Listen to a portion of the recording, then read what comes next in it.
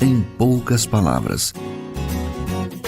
Um olhar sobre o mundo, a vida e a sociedade, à luz da Palavra de Deus, com Augustus Nicodemos.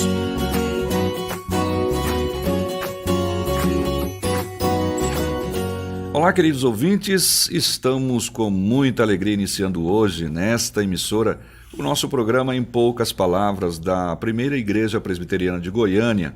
Trata-se de um programa que vai procurar examinar assuntos da atualidade relacionados com a sua vida, a de sua família, as relações da sociedade com o mundo e sobre como nós podemos entender essas questões olhando para a Bíblia, a fim de encontrar respostas que sejam verdadeiras e assim te ajudar na descoberta do que Deus deseja para você. Eu sou Natsan Matias, apresentador desse programa, e junto comigo está o pastor Augustus Nicodemos, comentarista do programa e pastor da Igreja Presbiteriana de Goiânia. Boa noite, pastor Augustus. Boa noite, Natsan, e aproveito também para saudar os nossos ouvintes e dizer aí da nossa alegria em poder iniciar esse programa que eu tenho certeza vai abençoar a vida de todos vocês. Vamos lá, então, ao tema do programa de hoje.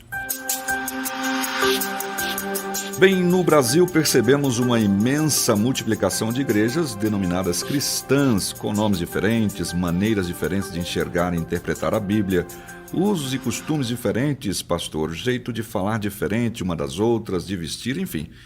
E você, ouvinte, certamente vê no seu bairro uma, duas, ou dependendo do tamanho do bairro, 3 dezenas de igrejas diferentes, quase que de frente uma para outra. E sobre essa profusão de igrejas que nós queremos falar nesse programa de hoje, pastor Augustus, diante da realidade de tantas igrejas que se dizem cristãs ou evangélicas, como é que nós podemos saber qual é a igreja verdadeira? Essa é uma pergunta extremamente importante, Natsan, porque, sem dúvida, é uma pergunta que o brasileiro faz diante, inclusive, dos fatos dados pelo censo, de que o número de evangélicos cresce no Brasil. Aliás, no Brasil, o número de evangélicos está crescendo mais do que em muitos outros países, a ponto de chamar a atenção da comunidade internacional. Esse é um fenômeno que a gente verifica. Aliás, inclusive esse ano eu vou participar de um evento nos Estados Unidos e me deram a oportunidade de falar num workshop lá e eles querem exatamente que eu fale sobre essa questão, De fato. o crescimento dos evangélicos no Brasil e o que é que isso representa. Bom, Natsa, com relação à sua pergunta sobre como saber a igreja verdadeira, eu creio que o referencial de fato é a Bíblia. Sim. Nós encontramos na Bíblia a revelação de Deus, que Deus nos dá de si mesmo, e temos que considerá-la como sendo a única fonte confiável para, a partir dela, construir o que seria a identidade da verdadeira igreja. Muito embora aqui algumas pessoas vão dizer, mas a Bíblia pode ser interpretada de várias maneiras e todas estas igrejas elas apelam para a Bíblia, a resposta é que a Bíblia tem que ser lida da maneira correta. Ela não pode ser espiritualizada, ela não pode ser alegorizada. Nós temos que ler a Bíblia como um texto, e um texto se sujeita às regras normais de interpretação. O sentido geralmente é o sentido simples, ele é dado pelo contexto, ela tem que ser analisada no seu todo. Você não pode pegar uma passagem isolada, você tem que comparar essa passagem com outras passagens e assim construir o sentido da Bíblia e o seu significado. E quando a gente faz isso, a gente percebe que, de acordo com a Bíblia, uma igreja, para ser considerada cristã, ela tem que, primeiro, crer e confessar que Jesus Cristo é o Filho de Deus, que ele nasceu de uma virgem, que ele morreu pelos nossos pecados, que ressuscitou ao 3º dia, que subiu aos céus, que a salvação nos é dada gratuitamente por Deus mediante a fé no seu sacrifício e na sua ressurreição, que nós somos pecadores, incapazes, indignos do perdão de Deus, impotentes para resolver o nosso estado. O pecado nos afasta de Deus, nos torna devedores de Deus, por isso nós não podemos nos salvar, nós não podemos por nós mesmos merecer esse perdão, salvação só na pessoa de Jesus Cristo. Se nós tivermos uma igreja que anuncia isso, Cristo Jesus, o Filho de Deus, o único e suficiente Salvador, o único mediador entre Deus e os homens, então você já tem ali uma igreja que está fundamentada sobre aquela verdade essencial do cristianismo. Soma-se a isso algumas outras características que são decorrentes. Uma igreja verdadeira, ela vai anunciar a palavra de Cristo, ela vai ensinar os valores de Cristo, ela vai querer que os seus adeptos sigam aquilo que Jesus Cristo ensinou.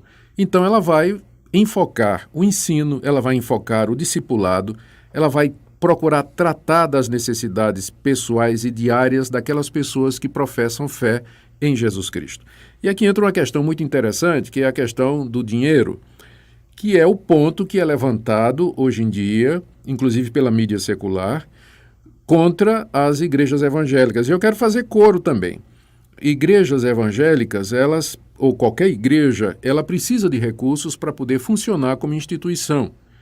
Então, num certo sentido, você vai encontrar isso na própria Bíblia, quando Jesus Cristo disse aos seus discípulos que eles vivessem do Evangelho, ele está se referindo aos apóstolos, aos líderes da igreja original, e que eles, onde entrassem numa casa, comessem do que fosse oferecido e vivessem, enfim, da caridade e da boa vontade do povo. Então, há necessidade de falar sobre essa questão. Uma pessoa que foi alcançada pela graça de Deus, que foi perdoada gratuitamente por Deus, salva pela fé em Jesus Cristo, ela vai querer demonstrar a gratidão dela a Deus e contribuição financeira faz parte dessa gratidão. O grande problema, Natson, é que hoje existem igrejas se chamando de evangélicas e usando essa parte aí como sendo o carro-chefe da sua estrutura e do seu ministério. Igrejas que são construídas em cima da exploração da fé das pessoas, que propõem pactos com Deus, que propõem barganhas com Deus, do tipo assim, se você fizer sacrifício, se você der a sua contribuição, Deus vai lhe retribuir em dobro, a sua contribuição é como a semente que você planta, Deus vai fazer você prosperar. Enfim, aquela mensagem que constitui a verdadeira igreja, que eu disse no começo, que é a morte e a ressurreição de Cristo, o Filho de Deus, para nossa redenção e perdão, ela acaba sendo substituída por uma pregação a respeito de vitória, prosperidade financeira, sucesso na vida, cura e resolução dos problemas e das doenças.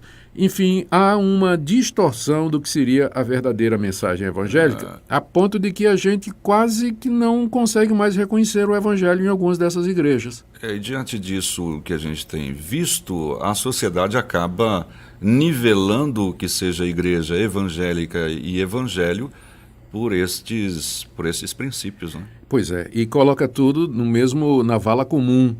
Mas a verdade é que entre as igrejas que se dizem evangélicas existem o que nós chamamos de seitas evangélicas, que se elas usam o linguajar evangélico, a Bíblia evangélica, ou a Bíblia que é a mesma, né, dos católicos e dos protestantes, a Bíblia cristã, que usam os hinos, os cânticos evangélicos, mas com o objetivo de pregar prosperidade e exigir do povo, determinar ao povo que para se reconciliar com Deus ou para ser abençoado com Deus, eles têm que dar o que tem e o que não tem. Então, para nós, uma igreja construída em cima da teologia da prosperidade, que foca nessas questões de fazer barganha com Deus, que só fala de vitória, de prosperidade financeira, igrejas que não falam da necessidade de mudança de vida, de arrependimento, de quebrantamento, santificação, fé em Jesus Cristo e andar nos caminhos dele, para nós isso aí não é igreja evangélica, não, é uma seita, e não são poucas, não. Inclusive, uma ocasião, cheguei a ler um desses líderes dizendo que não falava... que ele não falava sobre pecado, sobre sacrifício, porque isso era coisa de fracassado. Mas nós temos a Bíblia o tempo todo falando de sacrifício, de pecado, de confissão de pecados. Sem dúvida. Veja só, o próprio nome evangelho, que é a origem do termo igreja evangélica é aquela igreja que prega o evangelho. O próprio nome evangelho significa, na língua grega, boa notícia ou boas novas. E que boas notícias são essas? Que boas novas são essas? A boa notícia é que Deus olhou para nós, na nossa situação de pecadores, derrotados, condenados, perdidos por causa dos nossos próprios pecados, impotentes para resolver a situação. Deus olhou em graça e favor para nós, e a boa notícia é que Ele enviou seu Filho Jesus Cristo como pagamento da nossa culpa, para ser o nosso Redentor, o nosso mediador. Então, igreja evangélica, por definição, ela começa antes de pregar a boa notícia de que Deus nos salva, ela tem que pregar a má notícia. A má notícia é essa, que eu e você, caro ouvinte, nós somos pecadores. Nós quebramos a lei de Deus. Nós ofendemos a Deus com pensamentos, palavras e obras. E Deus é justo, Deus é santo. Ele conhece o nosso coração, Ele conhece o seu pensamento. Ele conhece as suas atitudes. Ele sabe o que é que você faz quando você está sozinho ou quando você está com seus amigos, com seus companheiros, no ambiente de trabalho. Ele conhece todas as coisas. E diante desse Deus não tem um justo, não tem ninguém inocente. E ninguém merece nada de Deus a não ser o castigo e a condenação. Portanto, nós temos que, a igreja verdadeiramente evangélica, ela tem que começar pregando a má notícia, que é exatamente essa daí. E só depois, então, vem a boa notícia.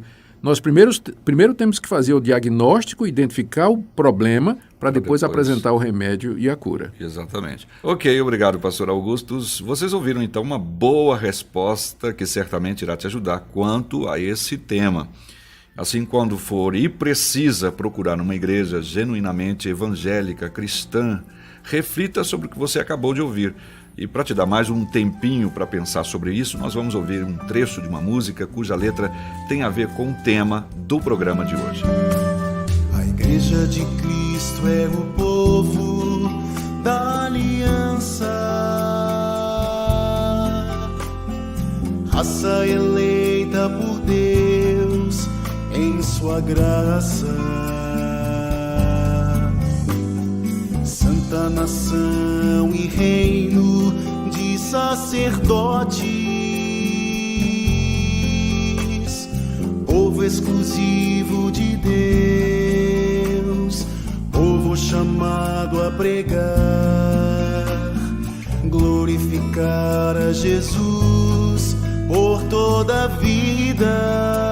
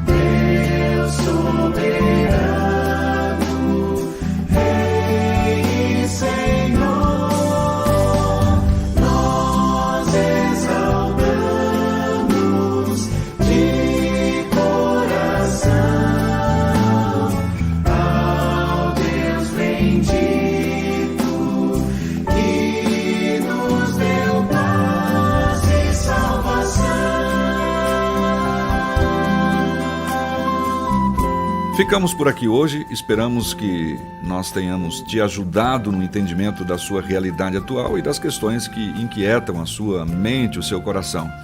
Pastor Augusto, suas palavras despedidas no programa de hoje. Muito obrigado, Nathan, pela oportunidade. Quero agradecer a sua audiência, prezado ouvinte. E amanhã, nesse mesmo horário, aqui nós estaremos de volta com mais um programa Em Poucas Palavras. Não perca. E se caso tenha alguma dúvida, envie sua pergunta para o e-mail empoucaspalalavras@pipg.org. PIPG de Primeira Igreja Presbiteriana de Goiânia. Obrigado pela sua audiência. Como disse o pastor Augustus, esperamos você novamente amanhã. Até lá. Se você deseja saber mais sobre esse e outros assuntos à luz da Palavra de Deus, domingo às 9 da manhã ou às 7 da noite, será um prazer conhecê-lo pessoalmente. Primeira Igreja Presbiteriana de Goiânia, Rua 68, esquina com 71 Centro. Fone 3212-3320. www.pipg.org.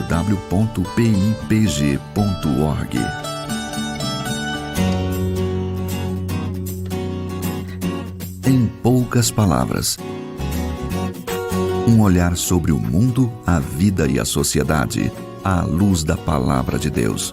Apresentação, Nathan Matias. Comentário, Augustus Nicodemos. Um programa da Primeira Igreja Presbiteriana de Goiânia, Rua 68, esquina com 71 Centro. Visite o nosso site www.pipg.org.